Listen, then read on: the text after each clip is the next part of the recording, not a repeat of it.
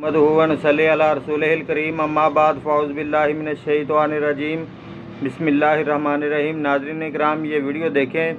अल्हम्दुलिल्लाह एक बड़े मारूफ शख्स हैं जो अल्हम्दुलिल्लाह अहले हदीस हुए हैं, और अब उन्होंने जो है ना वो मुकम्मल तफसील बताई है कि मैं अहले हदीस कैसे हुआ और उसकी सारी डिटेल क्या है। आप इस वीडियो में देखें और इस भाई के लिए दुआ भी करें।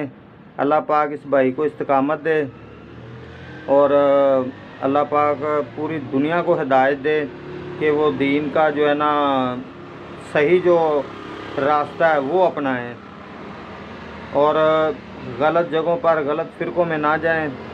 इंशाअल्लाह रहमान मसलक अहले हदीस का बोलबाला होकर रहेगा, जैसे कि मेरे कायद मोहतरम यज़दानी शहीद रहमतुल्लाह अलैह फरमाया करते थे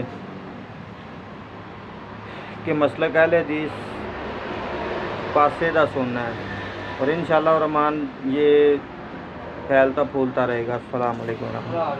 एक दिन अगर मेरे को गल पूछोगे ना तुसी कि जेड़ा मैनू दीन अहले हदीस को लभ्या ना, मैं होर दाएं बाएं सजे खब्बे जेड़े भी फिरके सारियां को गया वा, लेकिन मैनू सारियां ने ना पकौड़े बेचने वाले मामले दिते भी आ इदां ते आ इदां ते आ इदां ते। मेरा अकीदा इत्थे आके अहले हदीस को आके मेरा अकीदा सही होया।